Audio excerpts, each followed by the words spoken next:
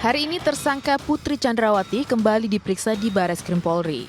Meski kedatangan Putri Chandrawati tidak terlihat awak media, kuasa hukumnya Arman Hanis tiba sekitar pukul 10 pagi di Bareskrim. Arman mengonfirmasi bahwa kliennya sudah lebih dulu tiba. Keluhan-keluhan sakit yang sempat menjadi halangan pemeriksaan sebelumnya? Ya, artinya hari ini Putri siap untuk konfrontir. Putri sendiri sekarang di mana? Udah dalam, Pak? Datang jam berapa, Pak? Saya belum tahu, saya pulang. Ini udah jam berapa? Artinya Ibu sudah menjalani pemeriksaan atau belum? Masih belum. Harus Belum, nanti ya? Bapak dulu harus. Iya. Ya, terima kasih ya. Ya, terima kasih.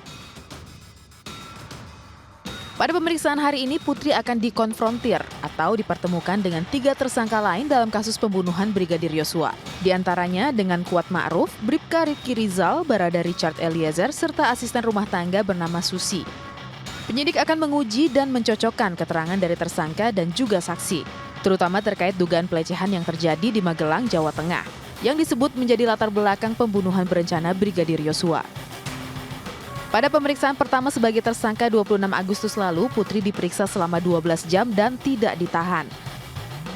Kuasa hukum menyebut dalam pemeriksaan Putri Chandrawati tetap konsisten mengaku sebagai korban kekerasan seksual. Kemarin Putri Chandrawati juga ikut dalam rekonstruksi. Putri dan Sambo disebutkan penyidik sempat menolak sejumlah adegan. Putri dijerat dengan pasal 340 KUHP tentang pembunuhan berencana.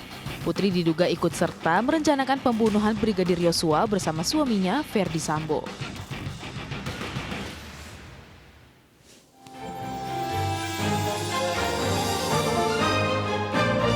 Pemirsa, hingga malam hari ini pemeriksaan terhadap Putri Chandrawati masih berlangsung. Penyidik melakukan konfrontasi keterangan Ibu PC dengan tersangka lain dalam kasus pembunuhan berencana Brigadir Yosua Huta Barat. Dugaan pelecehan di Magelang menjadi hal yang didalami penyidik. Saya Ajatul Ratma, Anda menyaksikan MNC News.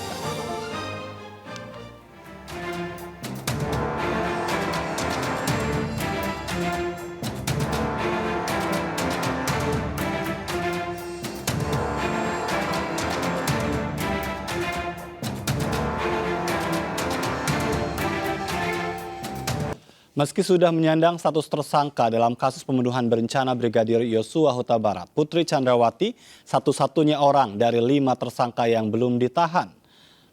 Sejak ditetapkan sebagai tersangka atas pembunuhan berencana Brigadir J 19 Agustus lalu, Putri Chandrawati atau istri dari Ferdi Sambo hingga saat ini belum ditahan. PC pun belum mengenakan baju tahanan saat mengikuti rekonstruksi yang dilakukan Selasa kemarin. Wacana PC menjalani hukuman sebagai tahanan kota berhembus karena yang bersangkutan masih memiliki anak berusia 1,5 tahun. Dalam pemeriksaan pekan lalu, penyidik Bareskrim Polri belum menahan Putri Chandrawati. Pemeriksaan saat itu dihentikan dengan alasan sudah terlalu malam dan mempertimbangkan kesehatan tersangka. Mabes Polri membantah memberikan keistimewaan kepada tersangka Putri Chandrawati dalam pemeriksaan Jumat lalu itu. Saya nggak ngerti lewat mana. Saya nggak ngerti lewat mana. Ya enggak, semua sama. Ya, pemeriksaan semua sama, berlaku equal. Ya. Pakai aja lah depan sini loh masalah. Pemirsa, Ferdi Sambo dan Putri Chandrawati dipertemukan dalam rekonstruksi pembunuhan Brigadir Yosua Huta Barat kemarin. Ferdi Sambo dan Putri beberapa kali tertangkap kamera tengah menunjukkan kemesraan.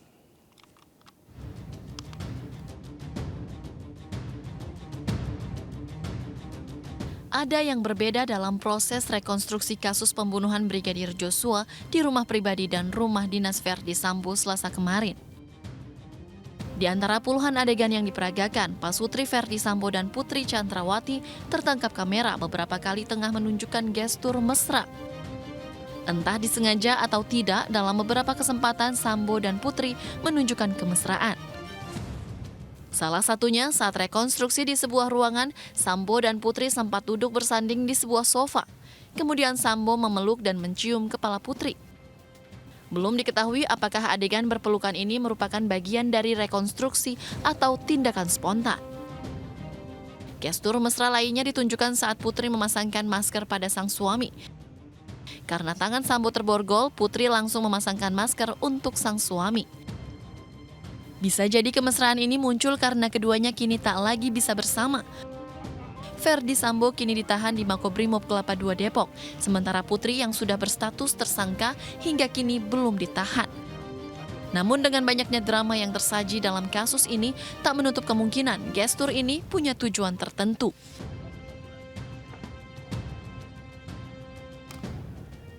Setelah menjalani rekonstruksi kemarin, Putri hari ini kembali diperiksa Bareskrim Polri.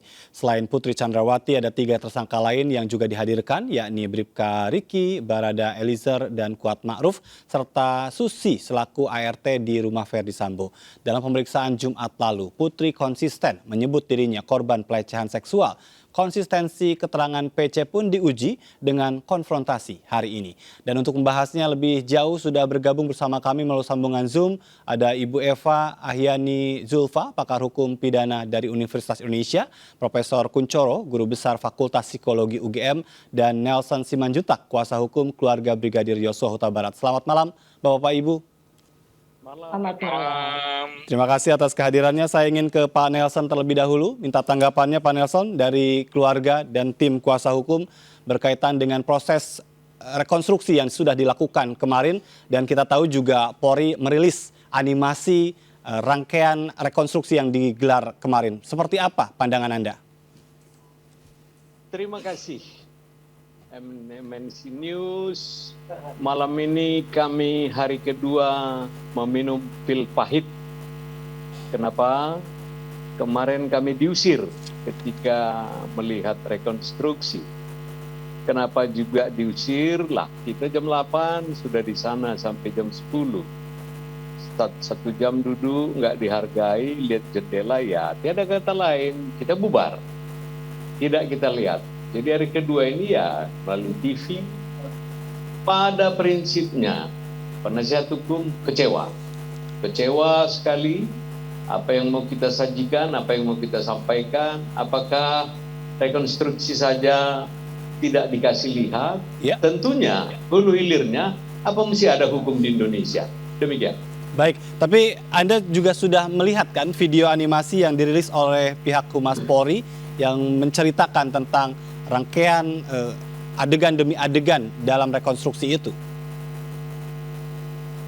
Kalau cuplikan-cuplikan sedemikian, ya tentunya kami tidak akan mau tafsir-menafsir, karena kita harusnya sudah ikut pandangan mata. Kita mengharapkan ada kebenaran material yang ditunjukkan di rekonstruksi ini, supaya ke depan tidak ada lagi formulasi lain kalau ini sudah sampai ke pengadilan. Oleh karena itu, kami tidak bisa bayangkan sepotong-sepotong. Contohnya, ketika kami hadir, di sana itu seperti rumah tempat bertemunya RT RW. Apakah di samping itu menyambung dengan rumah Sagudi? Kalau sepotong-sepotong seperti animasi ini, ada sofa yang bagus sekali, ada pelukan. Nah, kemarin nggak ada itu. Dan ada peran pengganti. Baik. Peran pengganti tentunya apa dihalalkan, biarkan nanti para ahli membicarakannya. Baik, sekalipun Polri telah menyebut bahwa memang tidak ada ketentuan tim kuasa hukum dari korban yang sudah meninggal itu dihadirkan dalam rekonstruksi, tetap Anda tidak bisa menerima hal itu ya? Apa yang bisa kita mau sampaikan di negara demokrasi? Undang-Undang Dasar 45, kita bukan teroris, kita yang menyampaikan laporan loh. Adanya peristiwa ini, adanya korban dari keluarga kita, kuasa hukum yang dipercayakan sesuai dengan undang-undang advokat, bisa melihat, mengambil data, dan salah satu alat penegak hukum lainnya. Baik. Dan kita tidak butuh diwakilkan oleh negara. Kami sudah datang untuk menjadi wakil duta besar keluarga. Kenapa diwakil-wakili lagi? Dan hal tertentu lainnya, jalannya sebuah diskriminasi sosial. Kenapa pengacara dari pihak seberang sana bisa duduk di sana? Kami sudah kopi-kopi di dalam. Baik. Ada pengawas dari kejaksaan, ada lembaga-lembaga terkait. Nah, aroma apa yang dibawa oleh kuasa hukum dari keluarga Brigadir Joshua almarhum hingga harus kalau main bola ini WO 100-0. Baik. Ya. Saya ingin minta tanggapan Anda terkait dengan pemeriksaan Ibu Putri hari ini, tindak lanjut dari pemeriksaan Jumat lalu. Yang menjadi menarik adalah disampaikan oleh kuasa hukumnya bahwa Ibu Putri konsisten mengatakan terkait dengan korban kekerasan seksual. Ini sudah berkali-kali tim kuasa hukum dari keluarga Brigadir Yosua ini membantah hal itu. Adakah sebetulnya bukti yang bisa menguatkan dan membantahkan hal itu? Kalau mesti ditanya ke kami, jadi saya punya praduga-praduga dan bentuk dugaan yang lain sekarang. Andai kata ibunda saya hari ini berteman, berkencan dengan seorang pria ganteng A, besok pria B, besok pria C. Lah, amunisi akan saya keluarkan untuk itu. Apakah kita mau terima ibunda kita begitu? Di sisi lain, ibunda yang kehilangan anak selamanya di Sungai Bahar sana, hanya mengharapkan ibu yang baik ini mengakulah. Jangan kemana-mana hak ajasinya, kehormatannya. Apakah ini kami jadi praduga tadi. Baik. Merubah pasal 340 menjadi 338, demikian. Baik, saya ingin minta tanggapan dari Prof. Kunchoro sebagai orang yang pernah melakukan assessment terhadap Ibu PC, bicara tentang konsistensi pernyataan demi pernyataan. Dari analisa Anda, sejauh mana sebetulnya gambarannya, Prof? Saya belum pernah melakukan assessment. Bukan saya yang melakukan assessment. Namun tim, ya? demikian, kalau saya melihat dari fakta yang ada, sayang sekali. Satu, ketika adegan di Magelang tidak dimunculkan adegan di mana seperti apa pelecehan itu terjadi. Ini satu. Ya. Ya, sehingga kita tidak bisa melihat dari situ. Yang kedua, ya, sayang kembali tadi, persoalan sepele, penasihat hukum tidak dilibatkan, kenapa sih? Gitu. Ya. Kemudian yang kedua, hari ini masuknya tidak ditunjukkan lewat mana.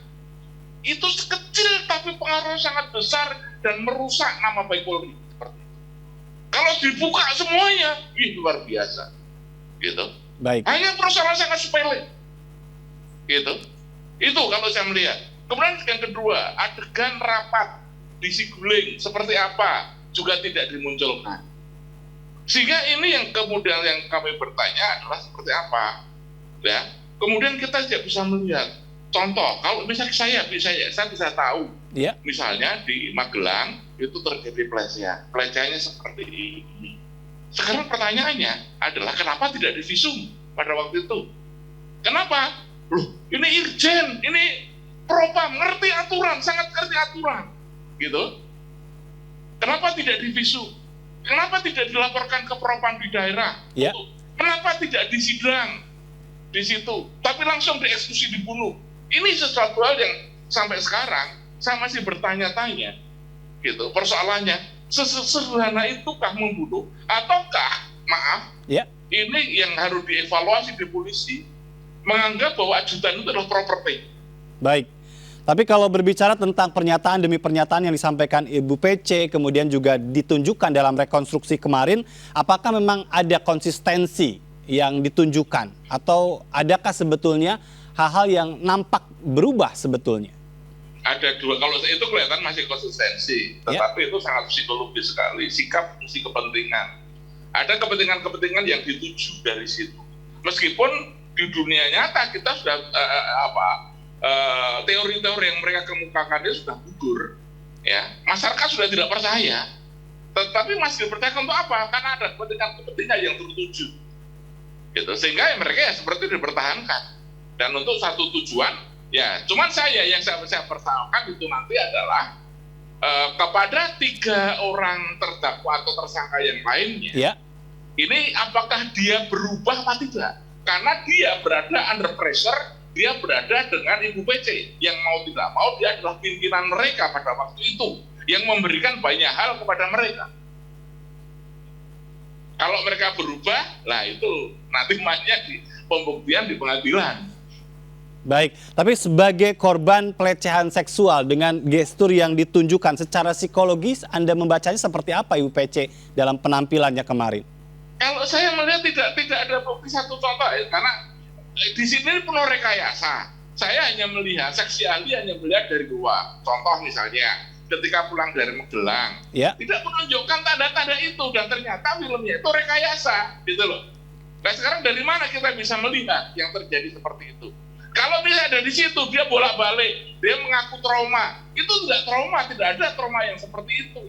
Trauma itu adalah luka memar, gitu. Semakin hari semakin bisa hilang. Tapi dengan alasan yang beralasan seperti itu. Kalau saya, betul saya setuju dengan Pak Nelson, ada beberapa hal yang di sini ini justru kalau menurut saya mempersulit Ibu PC sendiri. Baik, jadi ada yang masih disembunyikan oleh Ibu PC begitu ya? Anda melihat secara psikologis ya?